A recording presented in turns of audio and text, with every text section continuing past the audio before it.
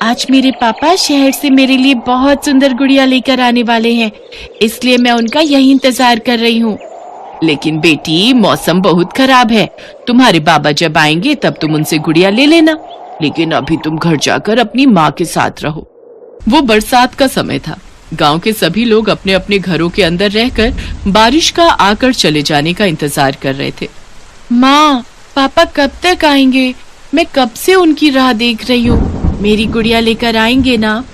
हाँ मेरी बच्ची, वो जल्दी ही आएंगे और तुम्हारे लिए बहुत सारे खिलौने भी लाएंगे। तुम बस अब शांत रहो। कुछ ही देर में जोर जोर से बिजली कड़कने लगती है, आंधी तूफान चलने लगते हैं और तेज बारिश शुरू हो जाती है। बारिश में भीगते हुए जल्दी से पिंकी के पापा अनमोल अपने घर पहुंचते हैं और अपनी पत्नी से कहते हैं, सीमा, सीमा, जल्दी करो, हमें यहाँ से जल्दी ही निकलना होगा, नहीं तो हम इसी गांव में फंस जाएंगे। आज मौसम विभाग से खबर आई है कि कई दिनों तक बारिश नहीं रुकने वाली और हमारी मुश्किलें इस तरह बढ़ जाएंगी। लेकिन हम जाएंगे कहाँ जी? हमारे पास तो इसके अलावा और कोई ठिकाना नहीं है, ना ही अब हमारे पास राशन पानी बचा है। बाबा, आप शहर से मेरे लिए गुड़िया लेकर आए हो ना? पिंकी बेटा, अभी तो मैं तुम्हारे लिए गुड़िया नहीं लाया, लेकिन मैं तुम्हारे लिए ये एक बड़ी सी किताब लेकर आया हूँ। इसमें तुम अपनी सभी बातें लिख सकती हो। वो बातें कर ही रहे होते हैं कि तभी वहाँ रामदीन काका आ जाते हैं और उन्हें आवाज देते हुए कहते हैं, अनमोल, अरे अनमोल, अरे कहाँ हो भाई? जल्दी बाहर आओ। अरे हम सभी गांव वाले नदी के उस पार जा रहे हैं। जब तक बारिश रुक नहीं जाती तुम अपना कीमती सामान लेकर हमारे साथ नदी के उस पार चलो भाई। लेकिन काका, हमारा गुजारा नदी के उस पार कैसे होगा? हम सब कैसे रहेंगे वहाँ पर? अरे तुम बस अपना कीमती सामान ले चलो भाई, और राशन पानी भी अपने साथ ले चलो। नदी के उस पार जाकर ही हम सबकी जान बच पाएगी, समझे? अगर नदी और बारिश के पानी से हमारे गांव में बाढ़ आ गई तो फिर ना ही हम लोगों का घर बच पाएगा और ना ही हम लोग। अनमोल और सीमा अपना सारा कीमती सामान बांध लेते हैं। तभी पिंकी भी अपने साथ अपने बाबा की लाई हुई किताब रख लेती है। पिंकी बेटा, तुम मुझे ये किताब दे दो, नहीं तो ये पानी में भीग जाएगी। ठीक है माँ। इसके बाद सभी गांव वाले अपना अपना जरूरी सामान लेकर नदी के उस पार जाते हैं। किसी ने अपने साथ कपड़े जेवरात रखे तो किसी ने अपने साथ बासी खाना। नदी के तट पर सभी गांव वाले बारिश रुकने का इंतजार कर रहे थे, लेकिन पूरे 2 दिन उस तट पर बीतने के बाद भी न राशन बचा, न ही बारिश कम हुई। पानी भी लगातार बढ़ता ही जा रहा था। अगर लगातार इसी तरह बारिश होती रही तो हम में से कोई भी नहीं बचेगा। इसलिए अब हमें स्वयं ही इंद्रदेव से प्रार्थना करनी होगी, तभी जाकर कोई उपाय निकल पाएगा। हे इंद्रदेव, हम पर कृपा करें। हमारे साथ छोटे बच्चे और बुजुर्ग लोग भी हैं। कृपा करके हम पर अपनी कृपा करें। हम सभी के प्राणों की रक्षा करें प्रभु। उनकी प्रार्थना सुनकर इंद्रदेव वहाँ प्रकट होते हैं। इस बारिश का कारण स्वयं तुम पृथ्वीवासी हो, इसलिए मैं तुम्हें बचा तो नहीं सकता, लेकिन हाँ, तुम सबकी मदद जरूर कर सकता हूँ।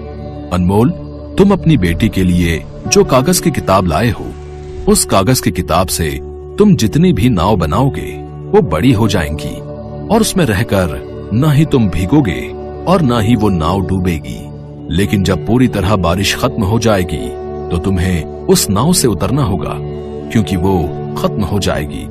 ये कहकर इंद्रदेव अंतर्ध्यान हो गए। इसके बाद अनमोल और पिंकी ने मिलकर उस कागज की किताब से नाव बनाना शुरू किया और उसे पानी में उतार दिया। देखते ही देखते वो कागज की नाव बड़ी हो गई और सभी अपने सामान के साथ उसके अंदर बैठ गए। लेकिन उस जादुई कागज की नाव में बैठने के बाद उनमें से कोई भी नहीं भीग रहा था। ये चमत्कार देख सभी हैरान थे। तभी बबलू नाम का लड़का अपनी शांता ताई से कहता है, ताई, मुझे बहुत तेज भूख लग रही है। हे राम, खाने का तो सारा सामान खत्म हो गया है, अब मैं तुझे क्या दूं? मेरे घर पर खाने का कुछ सामान बाकी है। अगर किसी तरह हम वहाँ पहुँच जाएं तो शायद कुछ दिन काम चल जाएगा।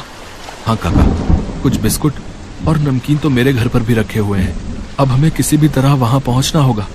फिर वो दोनों किसी तरह अपने गांव जाते हैं, जहां पहुंचकर उन्हें पता चलता है कि उनके गले तक पानी पहुंच गया है। यहाँ तो गले तक पानी भरा हुआ है। मुझे तो लगता है सारा राशन अब खराब हो चुका होगा, तो अब वहाँ जाना बेकार है। नहीं, मैंने अपना सारा राशन अपनी छत में स्टील की टंकी में रखा हुआ है भाई, तो मेरे घर पे अभी भी खाने का सामान मिल जाएगा। तो फिर आप यहीं ठहरिए, मैं सामान लेकर आता हूँ। अनमोल रामदीन काका के घर जाकर वहाँ से स्टील की टंकी ले लेता है। फिर काका और अनमोल वो सारा राशन लेकर कागज की नाव तक पहुँचते हैं। उनके हाथों में राशन देखकर गांव वाले बहुत खुश हो जाते हैं। ये तो बहुत अच्छा हुआ जी जो राशन मिल गया, अब हम कुछ दिन और इस नाव पर बिता सकते हैं। ऐसे ही 4 दिन उनको उस नाव पर बीत जाते हैं। फिर 5वें दिन बारिश बंद हो जाती है और तेज धूप खिलने लगती है। इंद्रदेव के कहे अनुसार उस नाव का आकार छोटा होने लगता है। सभी जल्दी से उस नाव से सामान लेकर उतर जाते हैं। फिर देखते ही देखते वो नाव गायब हो जाती है। फिर सभी गांव वाले अपने गांव पेपरपुर वापस आ जाते हैं। धीरे धीरे उनके घरों का सारा पानी भी निकल चुका था और अब वो सब अपने अपने घरों में साफ सफाई करके अच्छे से खुशी खुशी रहने लगते हैं।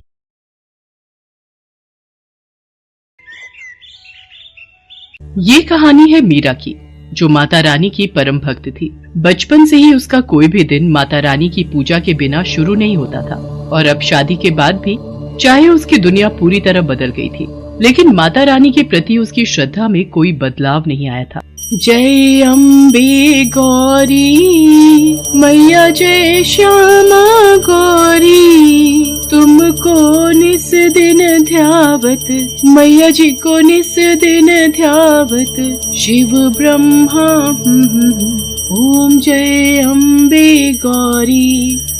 मीरा, ओ मीरा, मुझे खेत जाना है, जल्दी से कुछ खाने को दे दो। मीरा ने माता रानी की आरती को छोड़कर अपने पति की बात का कोई जवाब नहीं दिया। तभी उसके दोनों बच्चे पिंकी और मोनू वहां आ गए और अपने पिता कन्हैया से बोले, बाबा स्कूल जाना है, अगर देर हुई तो मास्टर जी बहुत डांटेंगे। आप माँ को बोलो ना हम दोनों के लिए खाने का डब्बा देने को।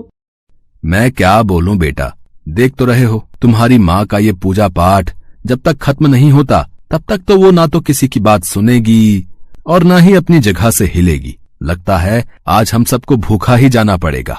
इतना कहकर कन्हैया दोनों बच्चों के साथ घर से बाहर जाने लगा, लेकिन उससे पहले ही मीरा ने आवाज दी, अरे रुक जाओ जी, इतना भड़कने से पहले जरा अंदर कमरे में जाकर देख तो लेते, खाना बनाकर कब का रख दिया है मैंने।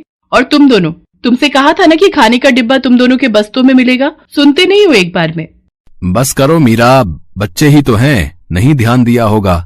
हाँ ये बच्चे हैं और आप 60 साल के बूढ़े, सब कुछ हाथ में चाहिए। अब चलिए, माता रानी की आरती तो छुड़वाई दी बीच में, अब चलकर खाना खा लीजिए, भूखे पेट तो नहीं जाने दूंगी घर से बाहर।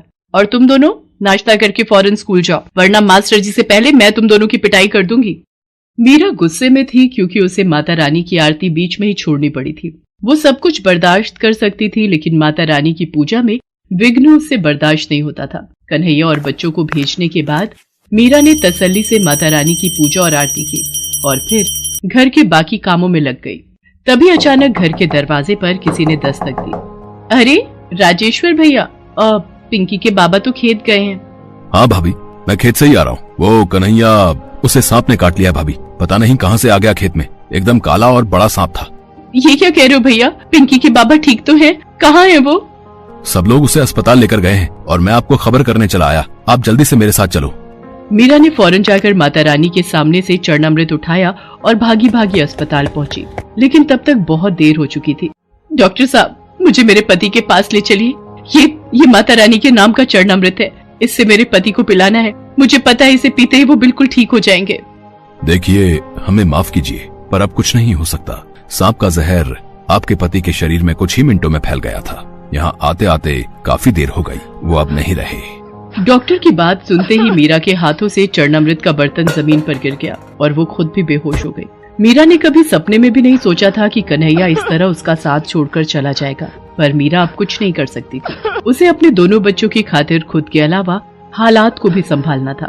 कन्हैया के पास खेत के नाम पर बहुत ही थोड़ी सी जमीन थी, जिसमें एक वक्त में वो एक ही सब्जी या अनाज उगा पाता था। जब कन्हैया की मौत हुई तो उस वक्त खेत में कटहल की फसल लगी हुई थी, लेकिन ये किस्मत का खेल ही था कि खेत में उगे हुए लगभग सारे कटहल कीड़ा लगने की वजह से खराब हो गए थे। तो अब मीरा के सामने बड़ी मुश्किल थी। हे भगवान, सिर्फ ये एक कटहल ही थोड़ा बहुत ठीक दिख रहा है, पूरी की पूरी फसल खराब हो गई, अब क्या होगा?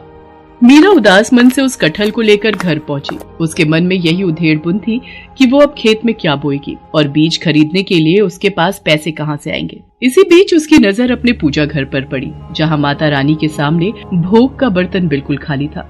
हे माता रानी, ये मुझसे कैसा पाप हो गया। जल्दी खेत जाने के चक्कर में माता रानी को भोग लगाना ही भूल गई। माफ करना माँ, मैं अभी भोग के लिए कुछ बना कर लाती हूँ। मीरा फौरन रसोई में गई, लेकिन राशन के सारे डिब्बे पूरी तरह से खाली हो चुके थे।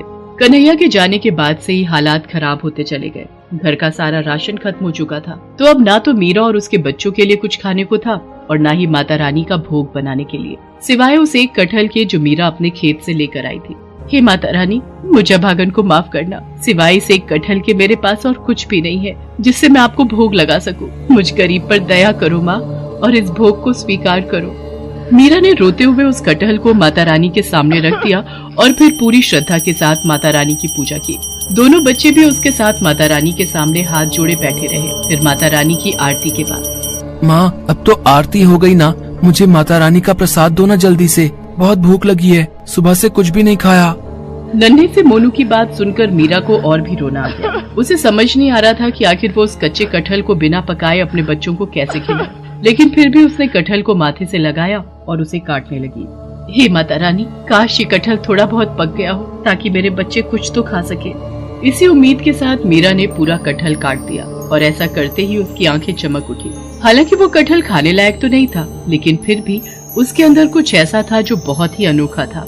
माँ, इस कटहल के बीज इतने क्यों चमक रहे हैं? क्योंकि ये बीज सोने के हैं पिंकी, ये जरूर माता रानी का चमत्कार है।